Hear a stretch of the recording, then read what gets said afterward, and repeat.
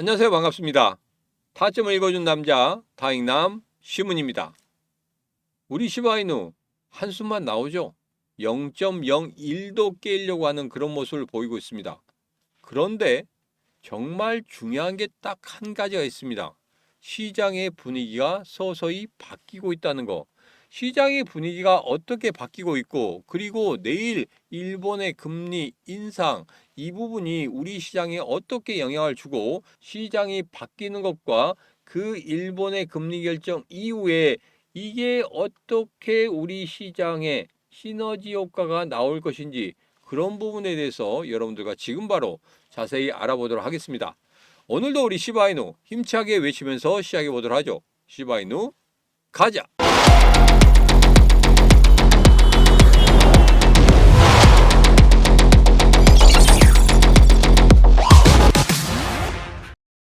일본을 먼저 보겠습니다. 제목을 이렇게 달았죠. 이제 기회가 옵니다. 제가 오늘 빨간색 넥타이를 맨 이유가 있습니다. 이렇게 상승을 했으면 좋겠다, 이런 마음에 빨간색 넥타이를 했는데 여러분 어떠십니까? 조금 어울린다고 생각하십니까? 우리 시장이 이제는 서서히 바뀌는 듯한 그런 느낌을 가지고 있습니다. 일본에서 조금 유화적인 이야기를 했었죠. 일본의 금리 인상하더라도 너희들이 생각하고 있는 미국 국채, 그리고 일본 은행이 가지고 있는 ETF, 이 부분에 대해서는 분명히 한 번에 확 쏟아내지는 않을 것이고, 어제 말했듯이 ETF는 100년에 걸쳐서 계속적으로 매각을 할 것이다. 그러니까 그 양은 적을 수밖에 없고 시장에 큰 영향을 주지 않을 것이다, 이렇게 이야기를 했고, 오늘 같은 경우에는 미국 국채 그렇게 강하게 매도를 하지 않을 것이다. 예전에 미국 국채를 살 때 일본이 미국 트럼프 대통령의 눈치를 보면서 샀죠. 사면 안 되는데, 샀다는 말이에요. 정말 어려운 시기에 전 세계적으로 보더라도 일본이 여기에서 살 만한 그런 경제적인 상황이 아닌데 울며 겨자 먹기로 산 그 흐름을 알고 있습니다. 그렇기 때문에 이번에 미국 국채를 한 번에 뻥 하고 터트리지 않을까, 이렇게 조심스럽게 예상하고 있는데, 일본에서 지금 계속적으로 흘러나오는 이야기는 미국 국채 그렇게 강하게 매도하지 않고 ETF처럼 서서히 매도하는 그런 것을 이야기하고 있다는 겁니다. 어느 정도 시장의 강한 충격파보다는 분명히 시장이 어느 정도 소화할 수 있을 정도로 통화 정책을 하겠다, 이렇게 이야기했습니다. 자, 그렇다고 하면 여기서 가장 중요한 게 이겁니다. 물론 그거 가지고 우리 시장이 다시 한번 반등해야겠다, 이런 것은 아닙니다. 그렇지만 시장이 예전에 크게 하락을 했던 그런 부분은 어느 정도 좀 완화되지 않느냐, 이렇게 저는 예측을 하고 있습니다. 그래서 내일 12시 일본의 금리 결정 이후에 과연 우리 시장이 주말까지 어떻게 변화가 있는지, 그런 부분은 반드시 체크해야 된다. 그 이후에 우리가 여기에서 어떻게 우리 시장에 매매를 할 것인지, 그런 부분은 그때 결정해도 됩니다. 그러니까 여러분, 여기에서는 지켜보셔야 됩니다.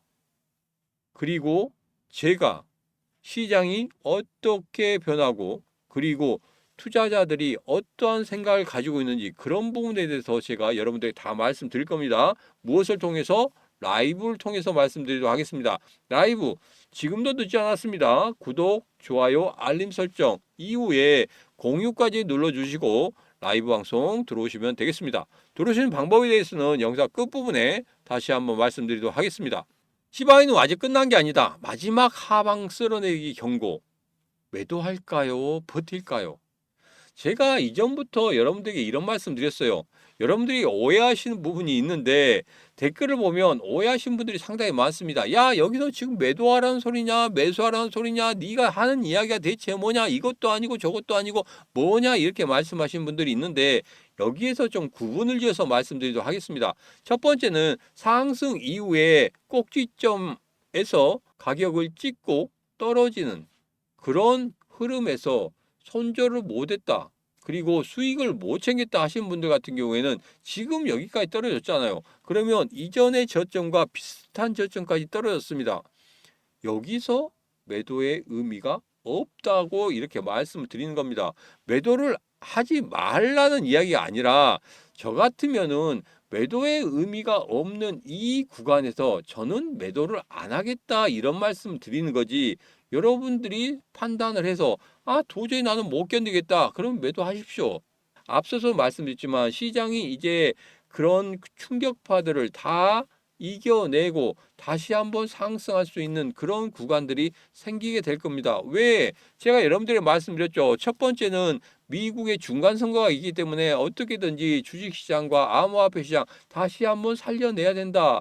그리고 두 번째는 뭐였습니까? 유동성 장세가 온다 이렇게 말씀드렸죠. 그 전에 연준에서 유동성 장세로 돈을 막 풀었을 때 그때 우리 시장까지 들어온 데 있어서 3개월 이상 걸렸습니다. 3개월 정도 걸리면은 우리 시장 쪽으로 그 자금들이 들어온다는 거예요. 그러면 우리 시장은 당연히 올라갈 수밖에 없을 것이다. 왜? 신규 자금이 들어와야 되는데 지금 같은 경우에는 신규 자금이 들어오지 않기 때문에 우리 시장이 올라가지 못하는 그런 부분 우리는 알고 있습니다. 그리고 주식시장 같은 경우에도 지금 현재 초종은 주고 있죠. 그렇긴 하지만 다시 올라가는 그런 흐름을 보일 겁니다. 제가 여러분들에게 유동성 장세가 오면 전통시장 쪽으로 먼저 간다고 했죠. 주식시장 쪽으로 먼저 간 이후에 그 다음에 우리 시장 쪽으로 넘어오니까 그 시기를 기다리셔야 된다 이런 말씀 드렸습니다. 그리고 여기에서 이 기사에서 이야기하는 것도 그겁니다. 거래량이다. 향후의 흐름의 가장 중요한 변수는 거래량이다. 거래량이 얼마만큼 세워지느냐 그리고 거래대금이 얼마만큼 만들어지느냐 이 부분이 상당히 중요하다. 이 부분입니다. 이 부분만 체크하고 하시면 되겠습니다. 자, 내일 금리 결정이 있죠. 이시바, 다카이치, 총리 비교를 해봤습니다. 이시바 때 이때 금리 인상으로 어떻게 됐습니까? 비트코인이 아예 폭락을 했습니다. 이번 다카이치 때도 이렇게 폭락을 할까요? 조금 더 자세하게 좀 알아보도록 하겠습니다. 이전에 2023년 3월에 비트코인이 일본의 금리 인상으로 인해서 27% 하락을 했습니다. 그리고 2024년 7월 달에는 비트코인이 29% 하락, 2025년 1월 달에는 비트코인이 32%나 하락을 했습니다. 그런데 여기에서 자세히 보니까 이겁니다. 지금 현재 어떻게 되고 있습니까?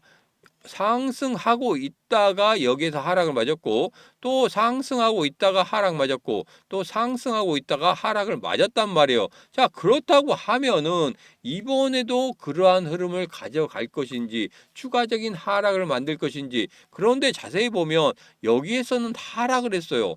하락을 하고 있는 도중에 또 하락을 맞을 수 있을까? 제가 여기서 조금 생각해 보니까 이런 10월 달부터 계속적으로 우리 시장이 하락하고 있는 이런 흐름은 딱 한 가지였습니다. 수익을 챙기는 사람들, 그리고 우리 시바이노 같은 경우에는 포기하고 나가는 사람들, 이런 사람들이 굉장히 많았다는 겁니다. 그래서 시바이노 지금 현재 가지고 계신 분들이 점차적으로 적어지고 있다는 것은 우리가 확연히 확인할 수 있죠. 지긋지긋하다. 아유, 지긋지긋하다. 더 이상 갖고 있지 못하겠다. 하고 매도하신 분들이 상당히 많다는 겁니다. 그래서 10월 달부터 계속적으로 하락을 하고 있었고 그 하락세 이제 3개월째 되고 있습니다. 그런데 여기에 추가적으로 20% 30% 하락하기에는 조금 어려운 부분이 아닌가. 이렇게까지 하락한다고 하면 우리 암호화폐 시장 전반적으로 전부 다 끝났다 이런 이야기가 나올 겁니다. 여기에서 계속 하락을 하고 있지만 서서히 바닥을 다져가는 그런 모습들이 보이고 있고 앞서서도 이야기했지만 일본에서 그렇게 심하게 엔캐리 트레이드 청산이 강하게 일어나는 이런 모습들을 만들지 않기 위해서 지금 하고 있는 그런 발언들을 하고 있지 않습니까? 그래서 시장의 충격파는 그렇게 크지 않을 거라고 예상은 하지만 그래도 반드시 확인해야 됩니다. 왜? 어떻게 될지 모르기 때문에 이 시장의 투자자들은 이렇게 할 수도 있고 저렇게 할 수도 있습니다. 심리적인 부분이 굉장히 강하게 작용하죠. 지금 현재 그냥 매도가 매도를 부르고 매도가 매도를 부르는 이런 패닉셀 시장에서 또 한 번의 그런 패닉이 나타날 수도 있기 때문에 여러분에게 말씀을 드립니다. 내일 시장의 흐름 보고 그리고 토요일과 일요일의 시장까지 흐름을 본다고 하면 분명히 거기에서 답이 나올 거라고 보고 있습니다. 그래서 여기에서 가장 중요한 포인트 하나만 집어드리도록 하겠습니다.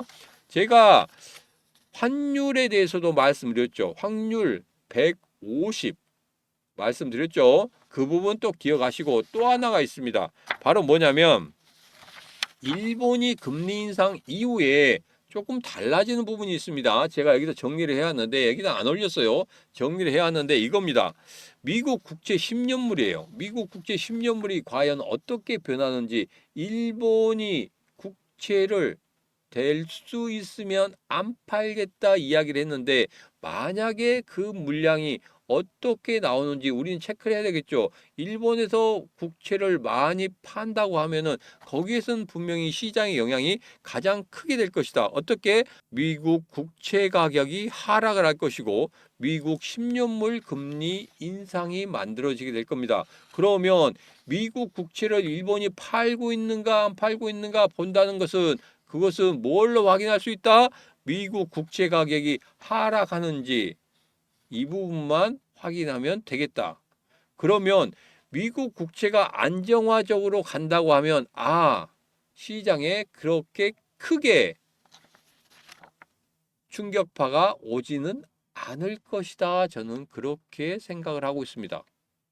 자, 오늘이 가장 중요합니다. 소비자 물가 지수가 발표가 되는데 이게 앞자리가 3이 되느냐 앞자리가 2가 되느냐 그 부분이 상당히 중요해요. 만약에 앞자리가 2가 된다고 하면 고용시장이 안 좋은 거는 실업률 때문에 4.6% 나왔죠. 실업률 때문에 확인할 수 있었고 그렇다고 하면은 물가는 잡히고 있네. 그러면 1월 달에 금리 인하를 해야 되겠네. 이렇게 이야기가 나올 겁니다. 호재거리로 작용할 거예요. 물론 이게 다 호재거리가 되지는 않을 겁니다. 그렇긴 하지만 시장의 분위기를 바꿀 수 있는 그런 하나의 터닝 포인트가 될 것이다. 자, 그런데 여기에서 금리 결정이란 게 딱 가로막고 있죠. 악재 중에 악재입니다. 그 악재 중에 악재가 정말 커다란 호재로도 바뀔 수 있다는 사실. 그래서 분명히 금리 결정 이후에 일본의 총재가 과연 어떤 이야기를 하는지 그 부분이 상당히 중요하고 그리고 그 이후의 시장의 흐름이 정말 중요하다는 겁니다. 그래서 제가 급하게 라이브 방송을 편성을 했었고 라이브 방송을 통해서 여러분 우리 시장 어떻게 대응할 것인지 그 부분에 대해서 꼭 얻어가시기 바라겠습니다. 들어오시는 방법은 간단하다고 말씀드렸죠. 영상 아래쪽에 보면 더보기에 이렇게 시무가 코인시장 대응하기 노란톡방 텔레그램방 라이브 방송 들어올 수 있는 링크 있습니다. 그리고 히든주까지 받을 수 있는 링크 있습니다. 그 링크 타고 들어오셔서 이 시문과 같이 하시면 되겠습니다. 지금 바로 영상 아래쪽에 보면 시문과 코인시장 대응하기 노란톡방 텔레그램방 라이브 방송 들어올 수 있는 링크 있으니까 그 링크 타고 들어오셔서 이 시문과 같이 하시면 되겠습니다. 오늘의 영상은 여기까지입니다. 오늘의 영상 마음에 드셨다 생각하시면 구독, 좋아요, 알림 설정 그리고 공유를 통해서 이 시문과 같이 하시면 되겠습니다. 오늘도 언제나 당신 편 타점을 읽어준 남자 다익남 시문이었습니다.